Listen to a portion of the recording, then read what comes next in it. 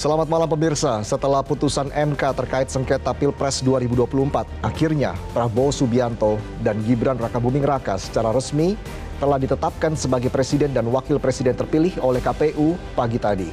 Pada akhirnya semua pihak mau tidak mau, suka tidak suka, harus menerima hal tersebut. Dan sudah saatnya kita move on dari pertikaian Pilpres yang sudah lalu. Mari kembali bersatu untuk membangun negeri agar lebih maju.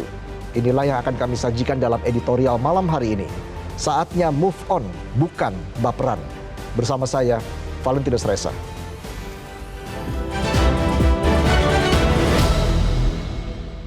Saatnya move on, bukan baperan.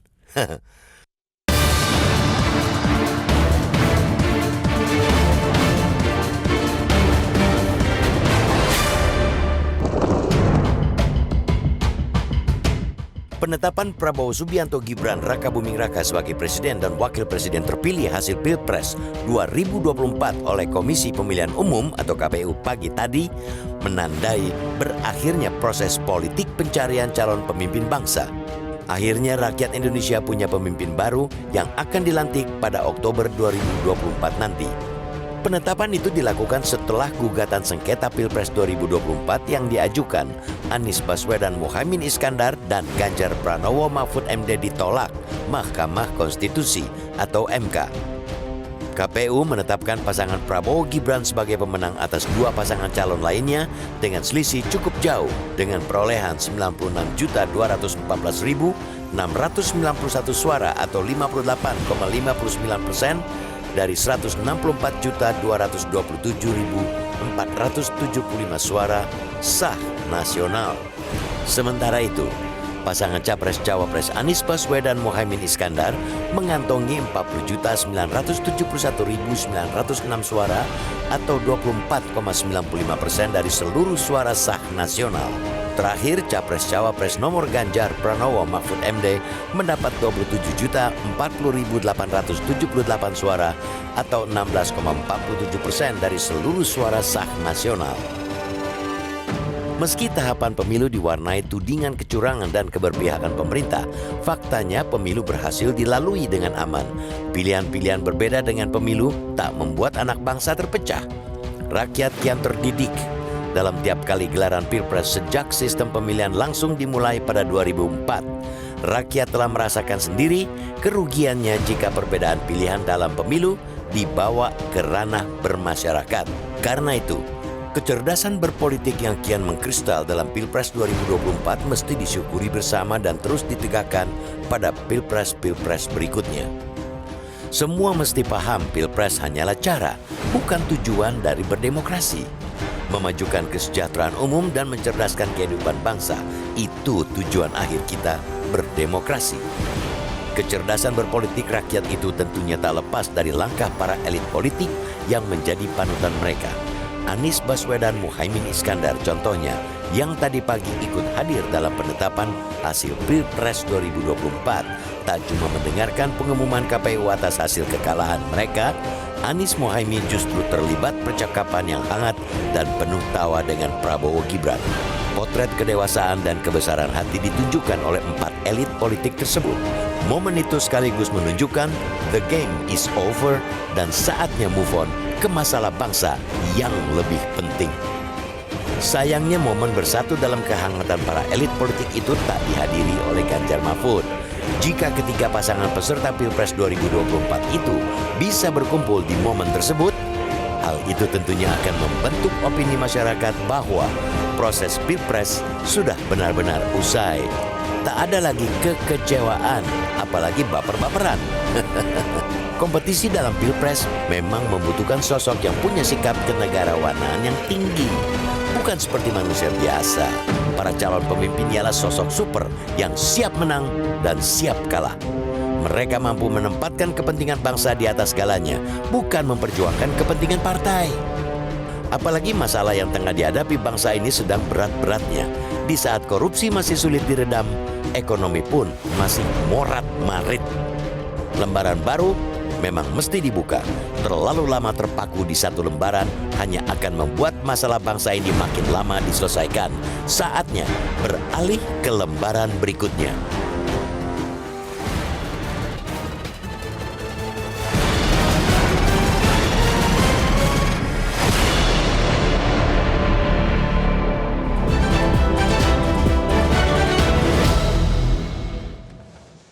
Saatnya move on, bukan baperan. Itulah tema editorial malam kita hari ini dan kita akan langsung membahasnya bersama dengan anggota Dewan Redaksi Media Group, Arief Suditomo. Selamat malam Mas Arief, apa kabar? Malam Reza, alhamdulillah baik. Baik, oke Mas Arief, apa iya keputusan MK sudah jelas dan sudah ditetapkan oleh KPU siapa presiden dan wakil presiden terpilih, tapi masih ada pihak-pihak yang belum bisa move on nih, Mas Arief. Ini hal yang wajar, karena kan ini berdemokrasi juga, bagian dari demokrasi. Bagaimana Anda melihat ini, Mas Arief? Saya pikir ini adalah rentang waktu yang sama-sama kita harus lalui ya. Mau nggak mau seluruh pihak harus menerima, karena ini merupakan sebuah keputusan resmi yang harus diterima oleh seluruh elemen bangsa. Namun salah satu hal yang pada dasarnya harus kita syukuri bersama adalah paling tidak sejak Oktober 2023 sampai April bulan ini 2024 ini merupakan salah satu pelajaran yang bisa banyak yang bisa kita petik. Prosesnya berlangsung relatively aman, tentram, tidak ada gejolak terlalu besar. Ada diskursus politik di publik yang memang sangat panas, tetapi relatively secara keamanan aman, stabil. Dan artinya tertib lancar ya? Tertib. Dan itu yang merupakan salah satu hal yang harus kita syukuri. Dan salah satu hal yang juga yang kita harus syukuri adalah apa yang kita tadi lihat berbarengan di KPU. Ya. Jadi kita harus mensyukuri bahwa ada tauladan yang bisa kita lihat. Jadi ada pihak-pihak yang secara elegan bisa menyikapi hasil ini dengan prinsip siap menang siap kalah. Dan hal ini merupakan salah satu hal yang harus kita syukuri ada. Kenapa? Karena ini akan menjadi sebuah benchmark dalam pemilu-pemilu berikut. Ada yang siap menang, ada yang siap kalah. Dan salah satu hal lagi Reza adalah bahwa siap menang siap kalah itu bukan berarti pasrah menerima kekalahan ya, atau jumawa menerima kemenangan, tetapi siap menang siap kalah itu juga harus dibarengi dengan bagaimana kita harus belajar untuk memperbaiki pemilu 2029, pemilu berikutnya, dan berbagai macam catatan yang ada dari MK seperti misalnya bagaimana kita harus menyikapi konstitusi, ya, bagaimana jangan sampai konstitusi tidak lagi dipermainkan. Bagaimana agar APBN tidak lagi dipermainkan. Bagaimana agar penyalahgunaan kekuasaan dan kewenangan itu tidak lagi menjadi bagian dari proses pemenangan salah satu pihak. Itu harus dibuat dengan instrumen hukum. Agar nanti pemilu 2029 setelah instrumen hukumnya bisa mengatur itu semua, APBN, konstitusi diamankan, ya, penyalahgunaan kewenangan juga bisa diminimalisir. Itu tanda bahwa kita telah melalui sebuah pemilu dengan kita bisa ambil hikmahnya, kita ambil pelajarannya, dan kita bentuk hukumnya agar tiap pemilu ada perbaikan demi perbaikan demi perbaikan. Ya, artinya memang kekurangan-kekurangan itu pasti ada dalam proses pemilu kemarin. Tapi, tapi yang jelas itu jangan sampai terulang lagi, dan yang pasti itu jangan sampai ini hilang begitu saja, begitu kekurangan-kekurangan ini, dan harus menjadi evaluasi di pemilu berikutnya, begitu Mas Arief. Dan kita akan dengarkan pernyataan dari Anies Baswedan serta Ganjar Pranowo berikut ini. Dalam sebuah proses bernegara, dan kita menghormati proses bernegara ini yang tuntas. Itulah hadir bersama di sini, menghormati proses. Ada penetapan dari KPU, Pak Ganjar diundang nggak? Enggak itu? Nggak diundang? Enggak. Sampai hari ini, sampai dengan tadi malam orang banyak bertanya kepada saya, Pak Ganjar datang nggak? Aku malah orang itu undangan nih. Terus ini kegiatan hari ini berarti sepedaan Mas sama keluarga? Lari-lari, ya sepedaan dong. Ya, ada dua pernyataan yang berbeda tadi. Kalau Mas Arief sendiri bagaimana melihat ini? Apakah memang masih ada yang baper begitu dalam hal ini? Walaupun memang Pak Ganjar Pranowo mengatakan bahwa dia telat menerima suratnya. Tapi orang melihat kan berbeda-beda ini. Menginterpretasikannya bagaimana Mas Arief melihat ini? Ini termasuk yang sudah move on atau belum move on? Saya tidak melihat Ganjar sebagai sebuah sosok yang baperan ya. Alasannya pure teknikal gitu ya. Jadi mungkin ini merupakan sebuah hal yang harus dievaluasi di kalangan internal gitu ya. Karena pihak KPU kan sudah menyatakan bahwa surat undangan sudah dilayangkan kepada pihak yang menjadi LO antara kubu dan KPU dan kubu 03 itu seharusnya sudah bisa mengkoordinasikan itu dengan baik karena Ganjar kan tidak tinggal di ibu kota ya, jadi itu merupakan salah satu hal yang saya lihat purely technical. Oke, jadi purely technical ya. Tapi kalau kita bicara soal bagaimana malam tadi ada pertemuan begitu ya antara Presiden Jokowi dengan Presiden dan juga Wakil Presiden terpilih Prabowo Gibran. Katanya sih hanya makan malam biasa, tapi tidak adanya tim transisi ini Anda melihatnya bagaimana? Mengingat Pak Prabowo sendiri merupakan bagian dari kabinetnya Pak Jokowi, dan saya merasa bahwa berbagai macam message, berbagai macam hal-hal yang menjadi legacy interestnya Pak Jokowi atau beragam hal-hal yang sifatnya mendukung prinsip keberlanjutan itu seharusnya sudah menjadi bagian yang integral yang sudah menjadi bahan pembicaraan selama proses pemilihan Pak Prabowo menjadi penerus sampai ke masa kampanye sampai proses ini. Jadi saya melihat bahwa ini bukan seperti proses yang kita lalui pada saat 2014 di saat Presiden Jokowi menerima tampuk kekuasaan dari Presiden SBY, tapi keberlanjutan inilah yang pada dasarnya prinsip-prinsip ini yang membuat tim transisi itu tidak seberapa menjadi bagian dari proses diskusi publik.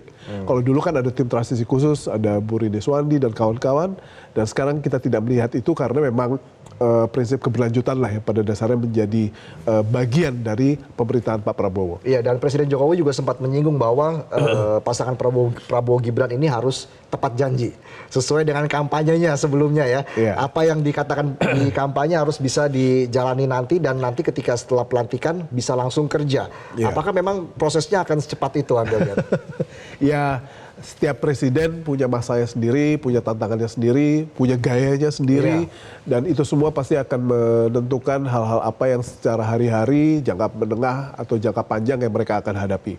Sehingga yang diungkapkan oleh Presiden Jokowi itu suatu hal yang wajar bahwa rakyat menunggu, tetapi dia tidak bisa melanjutkan instruksi-instruksi beliau seperti halnya dia masih menjadi presiden ya, karena saya yakin Prabowo punya gaya sendiri, punya approach-nya sendiri untuk pada dasarnya apa-apa saja yang akan menjadi prioritas, dan itu merupakan salah satu hal yang kita harus lihat bersama-sama nantinya. Baik, nanti kita akan lanjutkan lagi perbincangan, tapi kita harus jeda dulu Mas Arief, dan pemirsa kami akan kembali usai jeda. Tetaplah di Editorial Malam.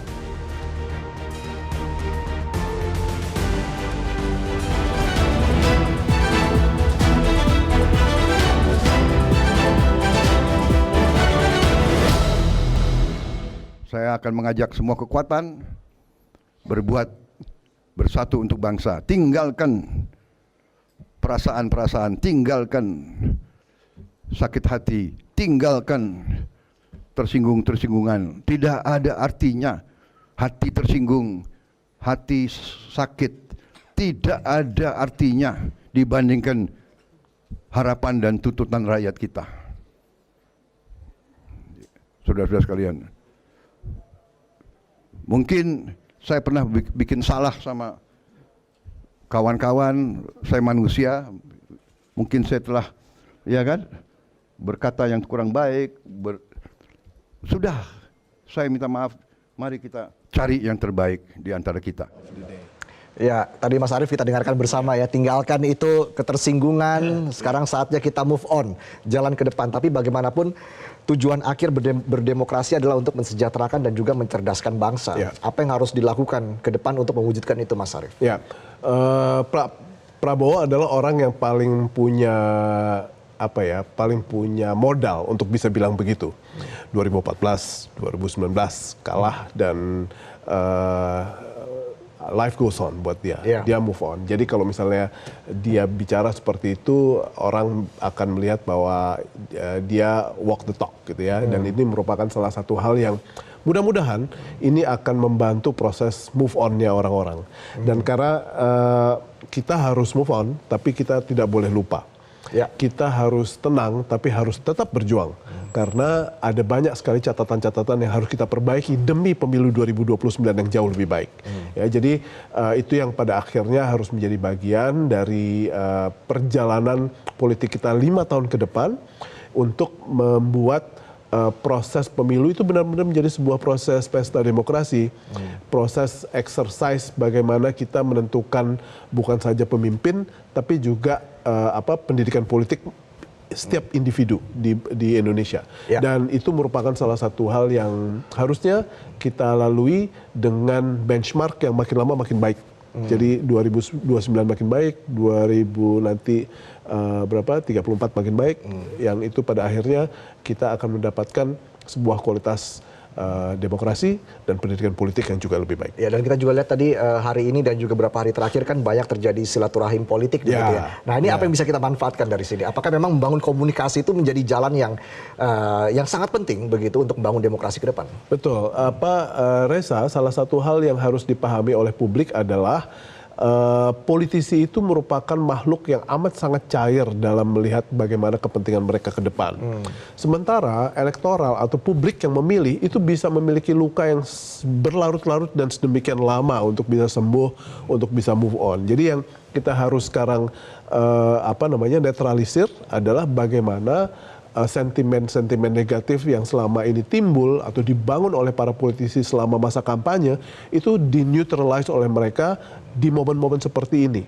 Karena saat inilah publik harus mulai terpapar dengan komunikasi-komunikasi politik yang dibangun antar lawan dengan mantan lawan gitu ya. Sekarang mereka harus sudah berkawan dan publik harus melihat bahwa kalau misalnya mereka sudah bisa bersatu untuk berbagai macam kepentingan, tentunya dengan kepentingan politik mereka, tapi juga untuk kepentingan bangsa, itu yang harus dilihat oleh publik, gitu ya. Sehingga pendidikan politik untuk bisa menerima kompetisi yang sedemikian keras, haluan politik yang sedemikian berbeda, diametrikal, untuk pada akhirnya di pemilu mendatang, itu menjadi salah satu bekal buat mereka dalam pendewasaan politik. Jadi tujuannya tetap sama ya, bagaimana membangun persatuan betul. Di Indonesia seperti itu, Mas Arief. Dan Indonesia yang lebih baik. Indonesia yang lebih baik. Tapi memang tantangannya mungkin akan lebih banyak begitu ya. Kalau Mas Arief di sini melihatnya apa sih yang tantangan yang akan menjadi terberat untuk membentuk pemerintahan yang ideal dan juga membangun demokrasi? Salah satu hal adalah yaitu tadi bagaimana 3 kubu ini kalau bisa represent kepentingannya, ini merupakan salah satu hal yang amat sangat positif. Karena gini, kalau misalnya kita akan mendapati sebuah peta politik yang semuanya ada di pemerintahan, saya pikir itu nggak sehat juga. Oke, jadi harus ada oposisi. Harus ada oposisi juga yang pada dasarnya membuat situasinya jauh lebih sehat. Ada yang mengawal dan mengawasi. Ada yang mengawal ya. Jadi tapi dalam hal kita melaksanakan berbagai macam perjuangan untuk rakyat, publik harus tahu bahwa apa yang diperdebatkan di parlemen, apa yang menjadi perbedaan mereka dalam hal penggodokan sebuah kebijakan itu demi rakyat gitu ya. Jadi rakyat bisa pada akhirnya mendapati berbagai macam hikmah yang positif waktu kita sama-sama melihat perdebatan di parlemen, keras apapun perdebatan itu muncul, publik akan tahu bahwa kubu A, kubu B sama-sama memperjuangkan hal yang terbaik buat publik. Jadi sepanjang itu menjadi salah satu sari yang bisa didapati oleh publik saat mereka menyaksikan perbedaan-perbedaan politik itu muncul, saya pikir sepanjang publik bisa mendapati kesimpulan bahwa mereka sedang memperjuangkan hal yang terbaik buat rakyat, saya pikir aman. Oke. Itu merupakan salah satu hal yang kita harapkan. Baik, dan kita juga akan menghadirkan polling terkait tema editorial malam kita hari ini, tapi kita harus jeda dulu pemirsa, tetaplah di editorial malam.